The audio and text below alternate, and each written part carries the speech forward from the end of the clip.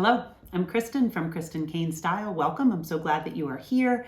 I'm a style and mindset coach, and I can help you create a wardrobe you absolutely love wearing by paying attention to not only the clothing, but also the thoughts that you think when it's time to get dressed, because that is truly where things begin to change when you identify how you think and feel about getting dressed in general, about your clothing, your body, your budget, the amount of time you have to spend on it, about shopping, about all the things that have to do with getting dressed. When you start to dial in on the thoughts and the feelings that you're having, possibly without even knowing them and without even realizing that they're running in the background, when you start to pay attention to those, the change that you're looking for in your wardrobe happens so much faster and easier.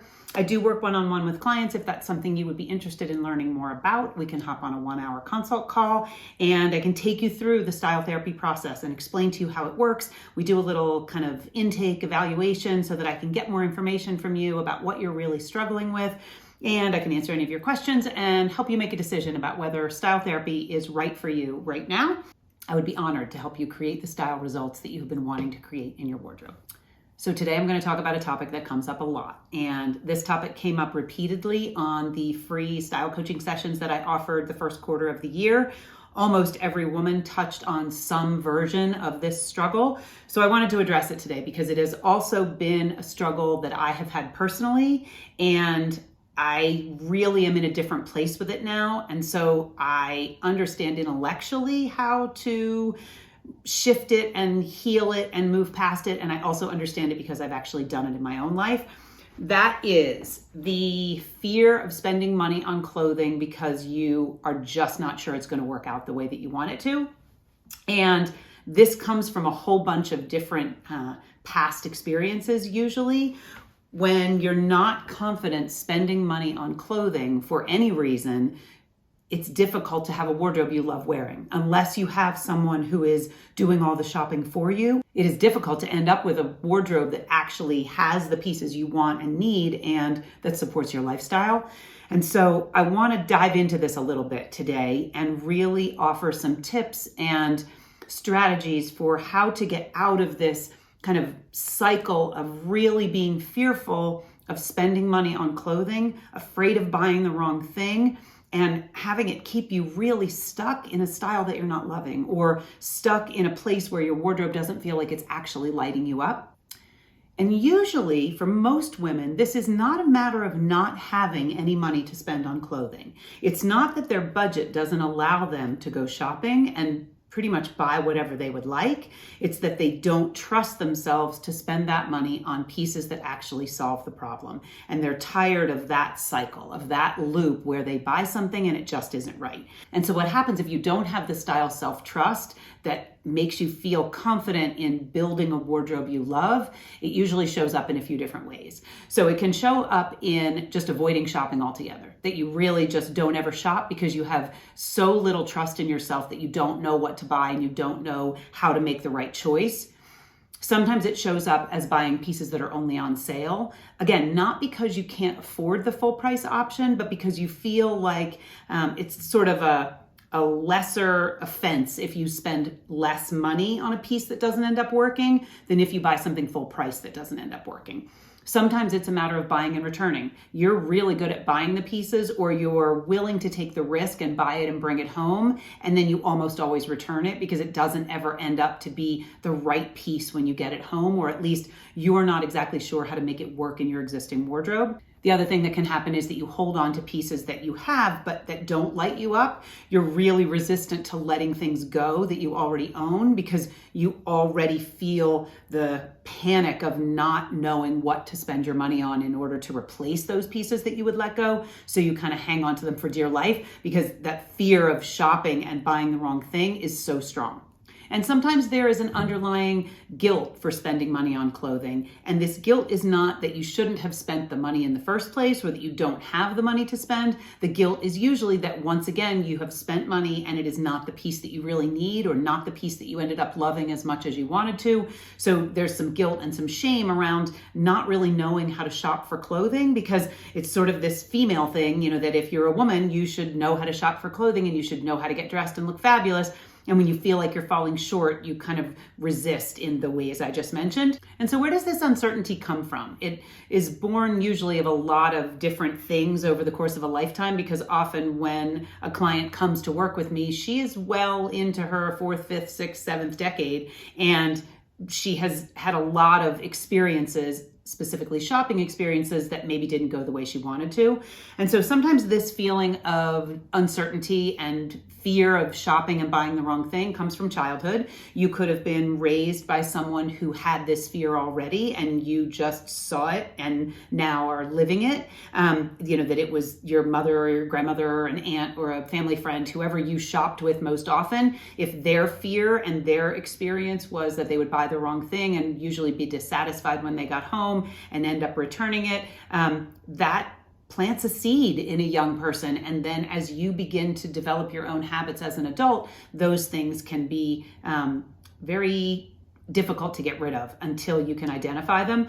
I had a grandmother who lived with me most of my young life, and she returned almost every gift she was ever given. So she didn't really shop very much. And so because she didn't shop, she would need things. And so my family would buy them for her, and she almost always returned them. And I didn't really understand until much later, when I kind of did my own work on buying and returning, I didn't really understand that part of that probably came from her, probably came from not having her ever feel worthy of a beautiful gift.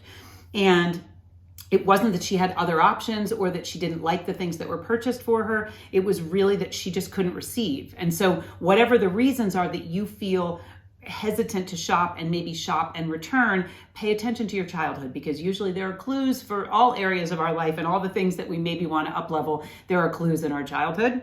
The next place this uncertainty can come from is your own history of spending habits. If you have repeatedly gone into debt to have a great wardrobe and it's never actually worked, of course there is some triggering that goes on when you think about having to go buy new clothing. So whatever your history with spending, your own personal, young adult and adult spending, can have an impact on how you feel and what kind of safety you feel around going and buying pieces and actually ending up loving them. Certainly there's a fair amount of, societal influence, whether it's the media, social media, your friends, your neighbors, the people you work with, people on television. There is a definite sense of keeping up with the Joneses and needing to have the right things to create, the perfect wardrobe. And if that feels like a ton of pressure, then of course, when it's time to go shopping, you shut down. And like I said, either buy nothing or buy something and immediately feel like you have to return it because you didn't get it quite right, or only buy on sale.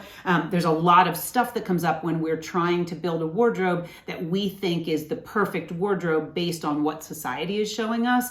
Of course, there would be some fear of shopping because that's kind of an unattainable goal. And mainly this uncertainty comes from your own past experience and shopping situations that you deem as mistakes, whether you purchased a piece and you ended up not wearing it and then you couldn't return it, so you were left with that buyer's remorse and that sort of guilt of, I spent money on it and now there's nothing I can do about it. Whether you bought a piece thinking it was going to be amazing and it didn't hold up the way you wanted it to, and now you're kind of dreading the idea of having to go replace that piece because you really thought you got it right and you didn't.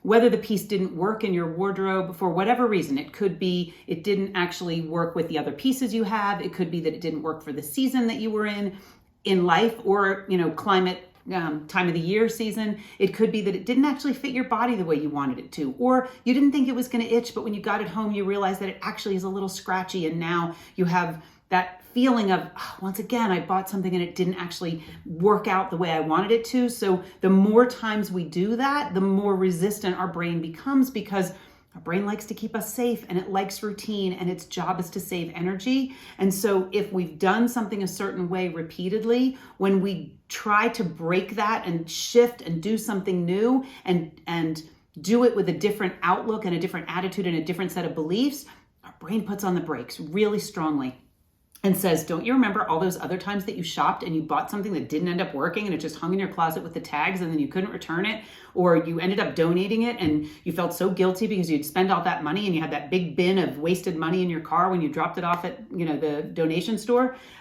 It just isn't, it isn't feasible to think that our brains automatically are just going to decide, okay, today's different. I really can't wait to go shopping because today's going to be a great experience.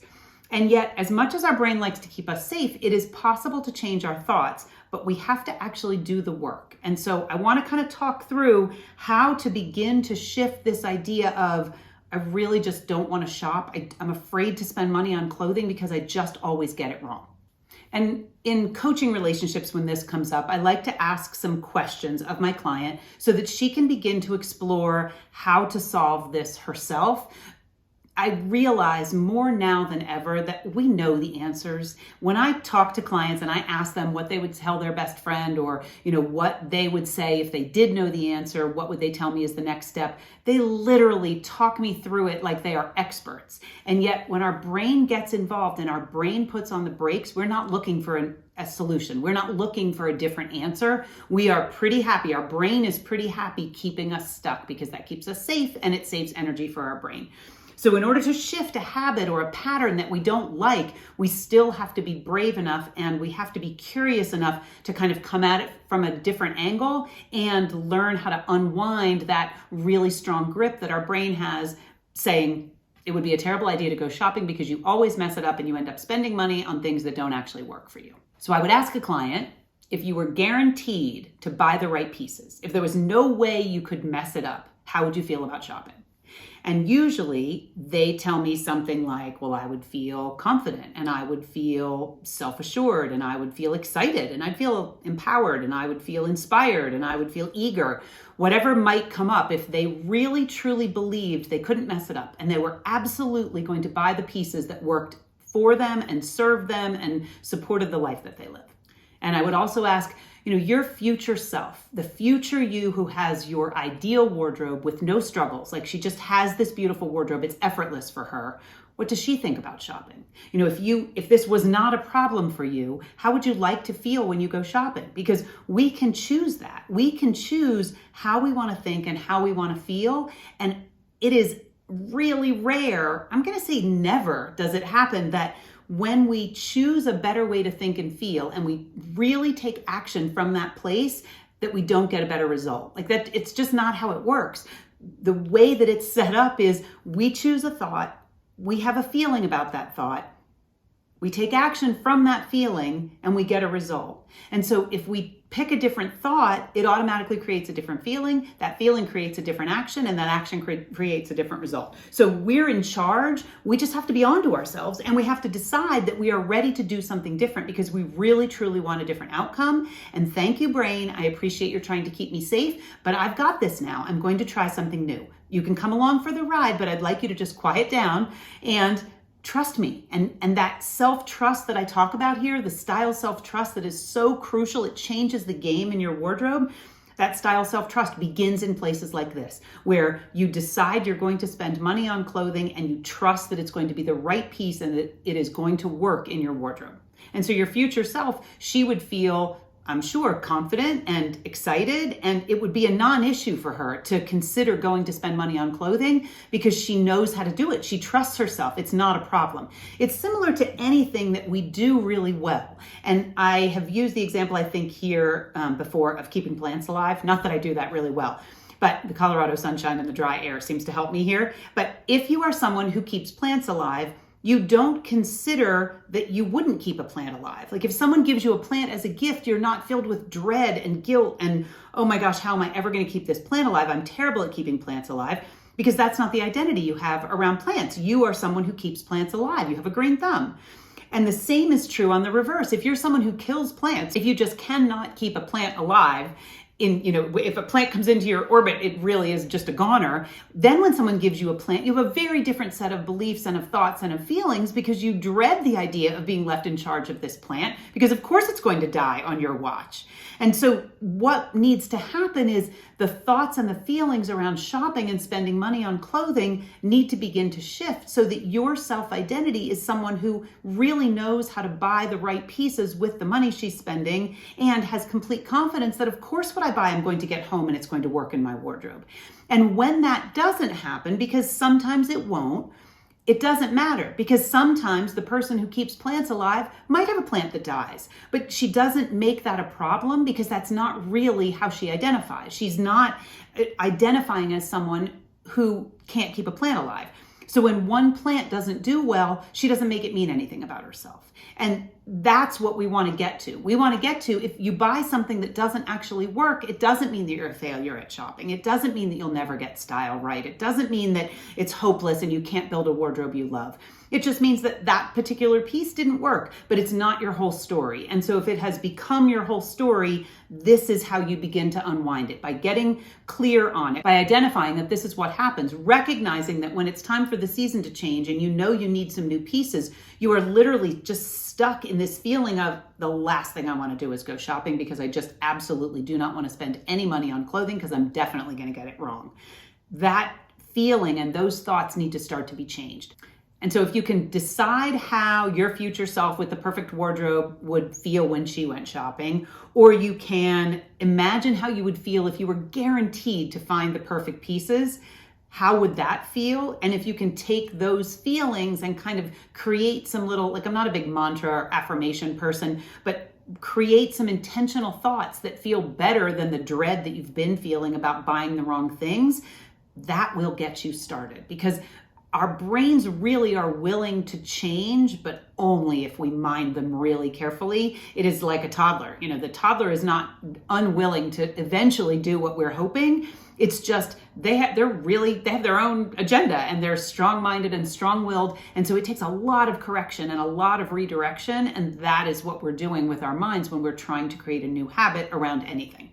So if you'd like to feel inspired and confident and empowered when you shop, then you could try some new thoughts on just to see how they feel. And as I've mentioned here before, you want to not go too far. You don't want to go from I am hopeless at shopping and I dread spending money because I always spend it on the wrong things, to I'm the greatest shopper that ever lived and everything I buy is perfect. Like, that's way too big a gap. At least it would be for me. And so you want to find some bridge thoughts along the way to get you toward that I am the greatest shopper that ever lived, so that you're building confidence in spending money along the way, and you learn that you can in fact buy the right pieces and get lots of wear out of them and feel really good and have lots of self-trust building along the way. So some of those thoughts could be, it's possible for me to spend money only on pieces that light me up. I know how to select amazing pieces to add to my wardrobe.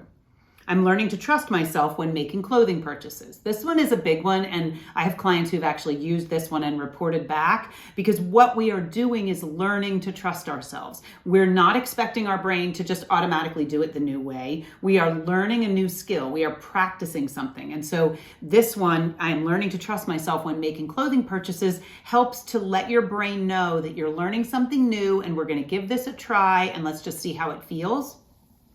Shopping for clothing doesn't have to be scary. Same thing. If you are always telling yourself that shopping for clothing is scary and that you're filled with fear around it because you always make the wrong choice, of course you don't want to go shopping. And of course, when you go shopping, it's not a positive experience, and it's not an experience that leads to pieces that fill a gap in your wardrobe and you want to wear over and over again. It leads to either nothing coming home with you, or pieces coming home and being returned, or pieces coming home that don't end up actually solving the problem. So if you can change the thoughts and possibly entertain that shopping for clothing doesn't have to be scary, you're starting to allow your brain to see things a different way. There are women like me who find pieces they love every time they shop.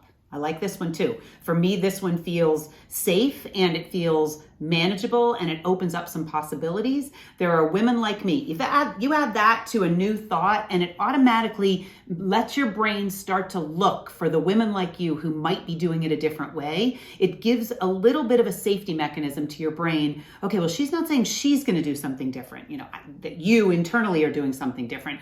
But she's saying that someone does it different. Someone like her does it different. Okay, that feels a little bit okay. We can entertain that idea. So women like me do go shopping and find amazing pieces. And that just is enough of a bridge that it might get you over the hump to actually go explore the mall or explore a shop with that in mind. I'm becoming a smarter shopper. This one too. It doesn't mean you have to be the smartest, greatest shopper that ever lived. It just means you're going to become a smarter shopper than the shopper who either didn't shop or who bought things and then needed to return them all the time, or who bought pieces that didn't end up working in your wardrobe. I am becoming a better shopper. That again allows your brain to know you're not jumping all the way to the other side. You're merely beginning to make some steps in a new direction. I'm becoming a better shopper.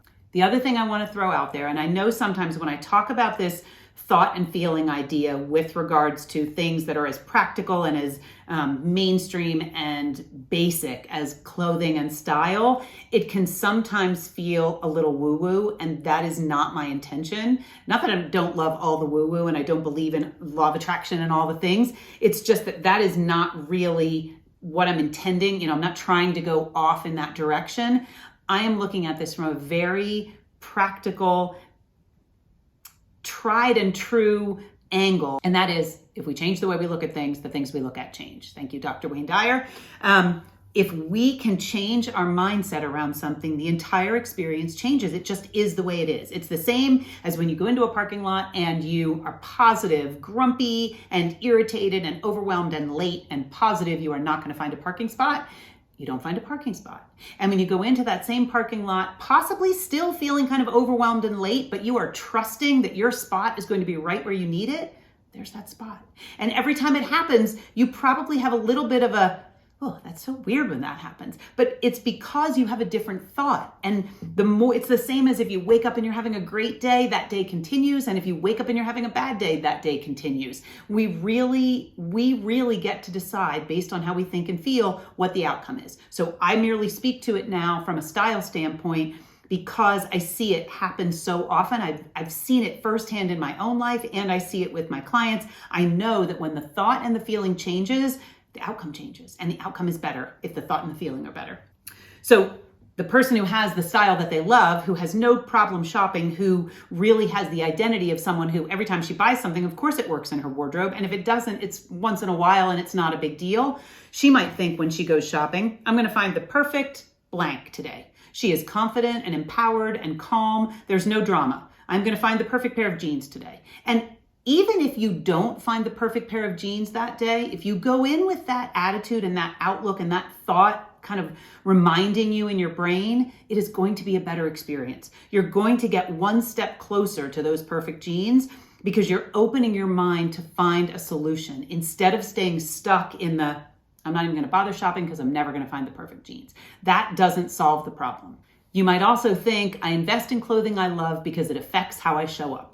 And really know that it is worth finding pieces that you actually love and that work in your wardrobe. It's worth figuring out this problem of, I don't really ever want to spend money on clothing because I'm always afraid I'm going to buy the wrong thing. Because if you can solve this problem, the way you show up in the world is changed forever. Literally elevated and up-leveled in a way that has a ripple effect on the rest of your life. You might also, if you're someone who has no problem with shopping and no problem with finding the right pieces, you might also think, I only buy pieces I absolutely love. You go into shopping feeling certain and confident and, again, calm. There's no drama. You've taken the drama out of a very simple situation, which is finding a piece of clothing that actually works in your wardrobe. Women do it every day, and women don't do it every day. There are definitely both, lots of people in both pools. The group of people who just shopping is not a problem. They're like the people who can keep the plants alive. And the group of people who every time they shop, they buy the wrong thing, or they feel like they buy the wrong thing, and they're just stuck in a very heavy, dark, overwhelming cycle with regards to shopping, similar to the people who can't keep a plant alive. It's not that either can't be on the other side of the pool. It's just a matter of paying attention to it and getting clear on the fact that there is a solution, but you have to begin to treat your brain in a way that lets it soften and calm down a little bit so that you can begin to find that solution. So what do you do? So when I work with clients, we often do journaling exercises. I often have prompts that I ask them to complete because when we write, with handwriting, with paper and pencil, it really allows us to tap into a part of our brain that is different than when we're speaking it or when we're typing it. It just goes deep. So I would get out your journal and I would answer these questions. Why are you afraid to spend money on clothing? Write down everything that comes up for you about what the problem is with regards to risking buying something at the store, to feeling like that's a risk, and to feeling really uncertain and pretty much resistant to spending money on clothing because you feel like you're going to get it wrong. And I would also ask, is there an amount of money that feels safe to spend? For some women, they don't feel guilty if they are buying a $9.99 top or a top that's on sale for $19.99 and they never wear it. They could end up donating that top and it would never occur to them that that was a problem. And it might actually not be a problem for their budget. They're good with the fact that they had a $10 or a $20 mistake. That's not a problem for them. What amount of money do you feel comfortable spending on clothing and having it not work? Like where is that line for you? I would also ask, what examples do you have of money well spent on clothing? When have you bought something that absolutely worked so well that you are thrilled with yourself? You feel so proud of the fact that you found that piece and that it worked so well in your existing wardrobe. What examples do you have of that? Because you want to give your brain all the options and let it know that the only option is not I suck at shopping and I'm always buying the wrong thing. You want it to understand that you can do it right and that you just need a little practice in that direction and that you are beginning to form a new identity, a new self-image, that self-image of someone who shops without the drama and who does find the pieces she's looking for and who doesn't waste money on clothing that ends up not working. Very often. Doesn't mean she never does it, but that's not the norm. That's not the baseline. The norm is that you are finding things that work more often than not. And I would also ask, what examples do you have of money wasted? Because one of the things our brains like to do is make the examples of the negative thing that it's trying, to have us hold on to really, really big. And so when we can put them down on paper, like what are the examples of time when you really wasted money on something that didn't work and how did that feel? And write down whatever comes up for you, because usually once we get it on the paper, the sting comes out of it. It's just not as big a deal as it was in our head because our brain just wants to make everything so colorful and big and elaborate and animated and, it wants to get our attention because it wants to keep us safe. So the idea of you shopping again and buying the wrong piece has your brain freaking out a little bit. And so if you can really get down on paper, when have you wasted money on clothing or when have you spent money on clothing that you really regretted because it was the wrong piece? And how does that feel? What comes up for you? What thoughts do you have around that? Because once you see it on paper, it's usually not as big a deal as it is in your head. We kind of elevate the situation in our brain, elevates the situation inside of us, and we diffuse it a little bit when we get it down on paper and we can look at it and recognize, okay, that actually doesn't happen as often as I thought. I'm making a bigger deal out of it than it really is. And lastly, how can you get a handle on this? How do you begin to shift it so that you become a person who just keeps the plants alive? Or in this case, just spends money and buys the right pieces more often than not. How do you create that trust and certainty when shopping for clothing? So I'm going to run through kind of the simple steps. Although my guess is that if I asked you to explain to me how you would do that, you would be able to tell me these same steps. So you might want to pause the video right now and try to write down for yourself, how can you begin to create more trust and certainty when shopping for clothes? What would you say? What things do you think would make a difference? I think I have 8 things written down here. I'm going to run through them, but if you want to try to see if you have already a pretty good idea of what I'm going to say, pause the video and write it down yourself. Okay, so now you're back and we can kind of like the teacher grading the paper. I can read off the answer and you can check whether you wrote down what I said in any order. And if you didn't pause the video, I'm just going to keep going here. So first thing would be, get really clear on what you're shopping for. If you don't know what you're looking for, chances of you bringing home a piece that isn't going to serve you are way higher. So I would decide what you want to buy and why you want to buy it and which piece seems, like it could be missing from your wardrobe. Get really clear on what you want to shop for and why. And then the second thing would be to research. Set yourself up for success so you're not going to a store that isn't going to have what you're looking for. That doesn't mean you have to find the exact piece and call the store and make sure they have it in stock, although you could do that. I really want you to just begin to explore your options so you are setting yourself up for success before you ever get in your car. And the next thing, number 3, would be to determine your budget. Because we're talking about spending money and then feeling crummy when we buy pieces that don't work in our wardrobe, determine how much money you want to spend on the piece or the pieces that you want to bring in, and what is sort of the going rate, or what do you feel would be a fair amount that you'd feel good about spending to bring this piece into your wardrobe to have this problem solved, so that you have some parameters around what kind of money you're going to be investing in order to solve this problem. And then I would have a list. I would go shopping with a list, because when we don't go with a list, we often come home with a lot of things we maybe didn't think we needed, whether it's at Target or the grocery store or to go clothing shopping. And so I would go with a list. And I would also go with a little bit of an open mind that if there is something you find that wasn't on your original list that actually feels like it is going to solve a problem in your wardrobe, it's okay to deviate from your list. Not deviate as in bring home 10 pieces that you weren't even considering, but if you didn't write down a piece and then you happen to see something that really lights you up in the store, go through a little assessment of, does it fit in my wardrobe? How do I think I'm going to wear it? How often will I wear it? Does it serve all the functionality, that I need from the pieces I bring in? And if it checks all those boxes, then you have permission to buy it. But I would go with a list so that you know what you're looking for. And then don't settle. No mediocre items. So this is number 5, I guess.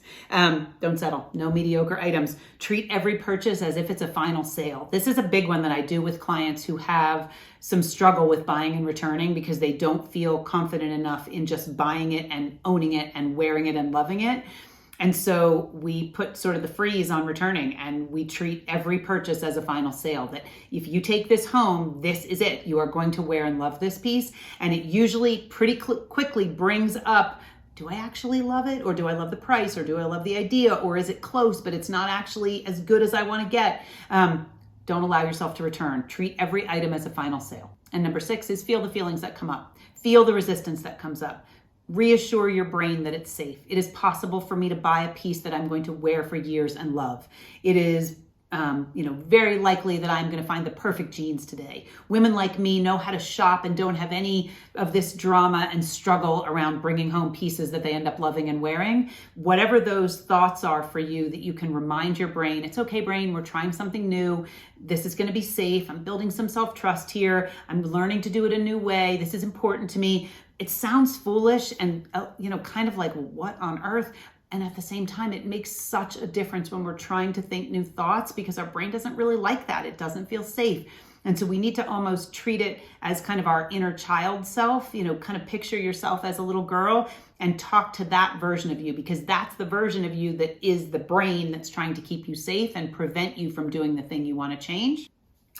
And then number 7 would be evaluate. Once you're finished and you have purchased something, whether it's a month out, whether it's the end of the season, even if it's the day of the shopping trip when you get home, I like to ask what worked, what didn't work, and what would you do differently? And so these are questions that I use when I work with clients often. What worked in the situation? What worked about the shopping trip? Well, I had a budget and I took a list and I did a little research. And what didn't work? Well, I bought something that now I already wish I could return. Whatever those things are that come up for you, what worked, what didn't work, and what would I do differently? Well, the next time I actually would walk away from the piece and ask the store if they could put it on hold, and I would come back then if I really wanted it.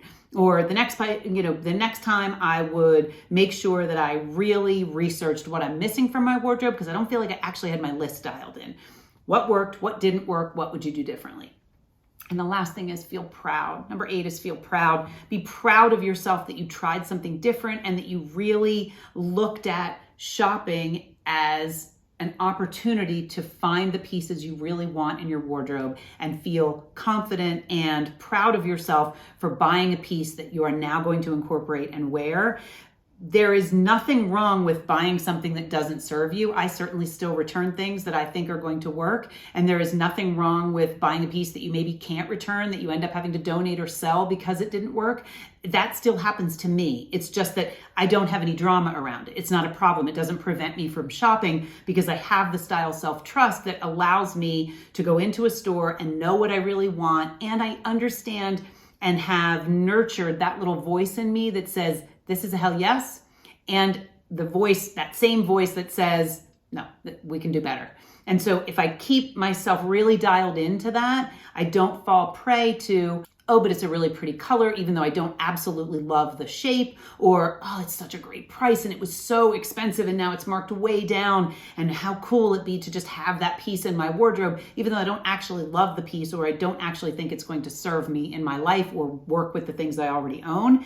It gets easier to trust yourself as you begin to experiment with this and build that muscle of someone who goes shopping, buys pieces she actually loves, knows that they'll work in her wardrobe, wears them and enjoys them for as long as necessary, and doesn't have it be a problem if there's a piece that doesn't work, because that's not the norm. That's no longer how you identify. You don't identify as someone who has trouble spending money on clothing because they always think they're going to buy the wrong piece. You identify as someone who, of course, I know how to shop, and of course I buy pieces that work as well as I can possibly imagine. And if a piece doesn't end up working so well, I'm okay with that, because I know that more often than not, I am someone who buys the right piece and knows which piece to bring home and which piece to leave in the store, and I feel good about that.